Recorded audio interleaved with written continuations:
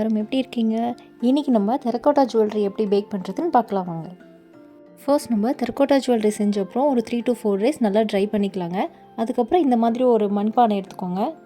பேக்கிங்கில் வந்து நிறைய மெத்தட் இருக்குங்க. இந்த வீடியோவில் வந்து நான் எந்த மெத்தடில் யூஸ் பண்ணுறேனோ அதை உங்களுக்கு ஷேர் பண்ணுறேன். ஃபர்ஸ்ட் நம்ம மரத்தூள் எடுத்துக்கலாங்க. நீங்கள் மரத்தூளுக்கு பதிலாக வந்து உங்களுக்கு தவிடு கிடச்சிச்சின்னா கூட நீங்கள் அதை யூஸ் பண்ணலாம். எனக்கு மரத்தூள் கிடச்சதுனால நான் இதை யூஸ் பண்ணிகிட்ருக்கேங்க.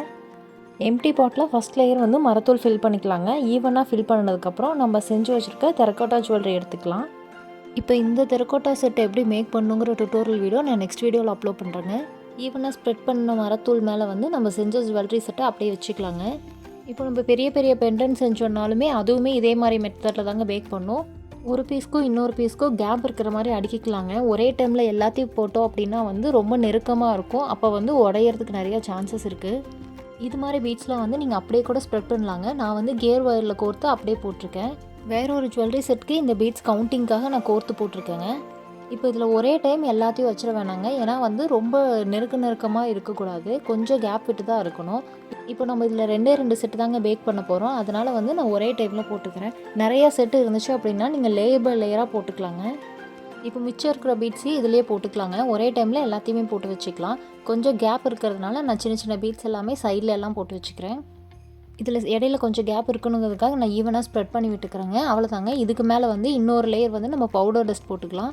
மரத்தூள் வந்து அப்படியே ஒரு லேயராக போட்டுக்கலாங்க. இது வந்து உள்ளே இருக்கிற பீட்ஸ் வந்து வெளியே விசிபிளாக தெரியாமல் இருக்கிற வரைக்கும் மரத்தூள் போட்டுக்கணும். கொஞ்சம் திக்கான லேயராகவே போட்டுக்கலாங்க. இல்லைனா வந்து இந்த ஹீட் படப்பட வந்து உள்ளே இருக்கிற பீட்ஸ் வந்து உடஞ்சிரும். இப்போ நம்ம உள்ளே வச்சுருக்கிற ஜுவல்லரி வந்து வெளியே தெரியுது பார்த்தீங்களா? இது மேலே வந்து திருப்பி இன்னொருக்கா அது தெரியாத அளவுக்கு வந்து இந்த மரத்தூளை போட்டுக்கலாங்க. கொஞ்சம் திக்கான லேயராக போட்டாலும் எதுவும் பிரச்சனை இல்லைங்க. ஆனால் ரொம்ப லேஸாக போட்டுட்டிங்க அப்படின்னா அந்த ஹீட் படும்போது கண்டிப்பாக உடஞ்சிருங்க. அதனால் கொஞ்சம் திக்காகவே போட்டுக்கலாம். இப்போ நீங்கள் தவிடு யூஸ் பண்ணுறீங்கன்னா இன்னுமே கொஞ்சம் திக்கான லேயர் போட்டுக்கணுங்க. ஏன்னா மரத்தூளை விட தவிடு கொஞ்சம் லேஸாக தான் இருக்கும். அதனால் கொஞ்சம் திக்காகவே போட்டுக்கலாங்க. இப்போ மரத்தூள் போட்டதுக்கப்புறம் இதுக்கு மேலே வந்து இந்த அடுப்பு கறி எடுத்துக்கலாங்க. மரத்தூளில் வந்து டேரெக்டாக நம்ம அப்படியே பற்ற வச்சிட முடியாது. நமக்கு தேவை இந்த கங்கு இருக்கிறதுனால தான் வந்து அந்த கீழே அந்த ஹீட்லேயே வந்து தான் வந்து ஜுவல்லரி பேக் ஆகும். இந்த மாதிரி கருத்துண்டு வந்து நமக்கு பக்கத்துலேயே கிடைக்குங்க. அப்படி உங்களுக்கு கிடைக்கல அப்படின்னா நீங்கள் ஆன்லைனில் கூட இது அவைலபிளாக இருக்குது. நீங்கள் அதில் கூட பர்ச்சேஸ் பண்ணிக்கலாம். ஆனால் ஆன்லைனில் கொஞ்சம் ப்ரைஸ் ஜாஸ்தியாக இருக்குங்க. ஒரு விதத்தில் யோசிச்சு பார்த்தா இந்த கறித்துண்டெல்லாம் காசு கொடுத்து வாங்குற நிலைமைக்கு வந்துட்டோங்கும்போது கொஞ்சம் கஷ்டமாக தாங்க இருக்குது. ஏன்னா முன்னாடியெல்லாம் நம்ம பாட்டிங்க வந்து விறகடுப்பை தான் சமைச்சாங்க. அப்போ வந்து ஆரோக்கியமும் இருந்துச்சு, சந்தோஷமும் இருந்துச்சுங்க. அப்படியே கேஸ் சிலிண்டருக்கு மாறினோம். இப்போ சிலிண்டரும் பிரச்சனை ஆகிட்டு இண்டக்ஷனுக்கு மாறிட்டோம். இதுவும் கடந்து போகும். ஓகேங்க, இப்போ நம்ம கண்டென்ட்க்கு வருவோம். நியர்பையில் கிடைக்கிறத விட ஆன்லைனில் கொஞ்சம் ப்ரைஸ் ஜாஸ்தியாக தாங்க இருக்குது. உங்களுக்கு பக்கத்தில் கிடச்சிச்சின்னா நீங்கள் வாங்கிக்கலாம். இப்போ இந்த கறித்துண்டு வந்து கொஞ்சம் நல்லா திக்கான லேயராகவே போட்டுக்கலாங்க. ஏன்னா அந்த கங்குவோட ஹீட்டு தான் வந்து கீழே இருக்கிற ஜுவல்லரி வந்து நல்லா பேக் ஆகிறதுக்கு யூஸ் ஆகும். அதனால் கொஞ்சம் நல்லா திக்காகவே போட்டுக்கலாம். எங்கேயுமே கேப் இல்லாத அளவுக்கு கொஞ்சம் நல்லாவே ஃபில் பண்ணிக்கோங்க. டெரகோட்டா ஜுவல்லரியை பொறுத்த வரைக்கும் நேச்சுரல் கிளேயில் பண்ணுறதுனால வந்து இந்த பேக்கிங் தாங்க கொஞ்சம் மெயினான மெத்தடு. எப்படி இருந்தாலுமே வந்து சம்டைம்ஸ் இது உடையறதுக்கு சான்ஸ் இருக்குங்க. அதுக்கு எதுவுமே பண்ண முடியாது. அதுக்காக கம்பல்சரி ஜுவல்லரி உடஞ்சி தான் வரும்னு நான் சொல்லலைங்க. சம்டைம்ஸ் உடையறதுக்கு சான்ஸ் இருக்குது. இன்கேஸ் வந்து நம்ம மேக் பண்ணும்போது ஏர் பபிள்ஸ் உள்ள ஃபார்ம் ஆயிருந்தாலும் அந்த மாதிரி உடையுங்க. ஆனால் சம்டைம்ஸ் தான் உடையும், எல்லா டைமும் உடையும்னு சொல்ல முடியாது. ஸ்டார்டிங் ஸ்டேஜில் கொஞ்சம் உடஞ்சி தாங்க வரும். அதுக்கப்புறம் நீங்கள் பழக ஓகே ஆகிடுங்க. இப்போ அடுத்த லேயர் வந்து இந்த மாதிரி தேங்காய் தொட்டி வச்சுக்கலாங்க. இது வந்து தேங்காய் தொட்டி, கொட்டாச்சி அந்த மாதிரி ஒருத்தரும் ஒரு டைம் சொல்லுவாங்க. இதை வந்து ஒரு லேயராக நல்லா வச்சுக்கலாங்க. ஏன்னா நல்லா கொஞ்சம் நேரம் நின்று எரியறதுக்கு இது யூஸ் ஆகுங்க. இதை நல்லா ஈவனாக ஸ்ப்ரெட் பண்ணி வச்சுக்கலாங்க. இதுக்கு மேலே வந்து இந்த தேங்காய் மட்டை எடுத்துக்கலாங்க. இதை வந்து 1 இல்லைனா 2 அந்த மாதிரி உள்ளே இருக்கிற பீசஸ்க்கு தகுந்த மாதிரி நீங்கள் வச்சுக்கோங்க. நீங்கள் பெரிய சைஸ் பானை கிடச்சிச்சினாலும் ஓகே. நான் வந்து இது வேஸ்ட்டான பானைங்கிறதுனால நான் இதில் யூஸ் பண்ணுறேங்க. இதை உள்ளே வைக்கும்போது வந்து நல்லா அழுத்தம் கொடுத்துடாதீங்க. நீங்கள் மேலே அழுத்தம் கொடுக்கும்போது உள்ளே இருக்கிற பீசஸ் வந்து உடஞ்சிரும். அதனால் சும்மா மேலாப்பில் மட்டும் வச்சுக்கோங்க.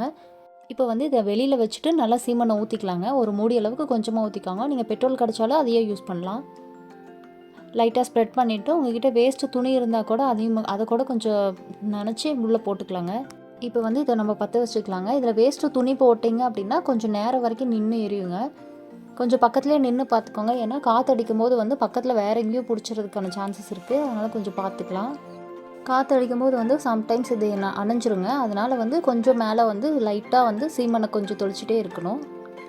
நீங்கள் பனியன் துணி அந்த மாதிரி ஏதோ ஒரு துணியில் நல்லா சீமெண்ணை நனைச்சிட்டு மேலாப்பில் போட்டுட்டிங்கன்னா கொஞ்சம் நேரம் வரைக்கும் எரியுங்க.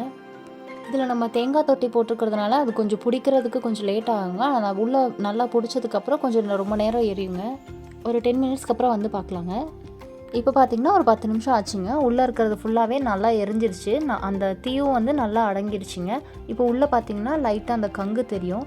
இந்த ஸ்டேஜில் வந்து அப்படியே விட்டுடலாங்க. ஒரு 1 டேக்கு அப்புறமா வந்து நம்ம இதை உள்ளே இருக்கிற பீசஸ் எடுத்து பார்க்கலாம். இல்லை உங்களுக்கு அர்ஜென்ட் ஆர்டர் அப்படின்னா வந்து ஒரு 4 to 5 ஹவர்ஸ்க்கு அப்புறமா உள்ளே இருக்கிறதெல்லாம் நீங்கள் எடுத்து பார்க்கலாங்க. ஏன்னா அந்த கங்கு வந்து ரொம்ப ஹீட்டாக இருக்கும். கையில் பட்டுச்சுன்னா ரொம்ப புண்ணாயிடும். அதனால் நீங்கள் 4 to 5 ஹவர்ஸ்க்கு அப்புறம் கூட யூஸ் பண்ணலாங்க. நான் எப்போவுமே வந்து ஃபஸ்ட் டே இது பேக் பண்ணிவிட்டு நெக்ஸ்ட் டே தான் நான் அதை யூஸ் பண்ணுவேன். இப்போ பார்த்திங்கன்னா நெக்ஸ்ட் டே பார்த்திங்கன்னா ஃபுல்லாக எல்லாமே கங்கு ஆஃப் ஆகிடுச்சிங்க.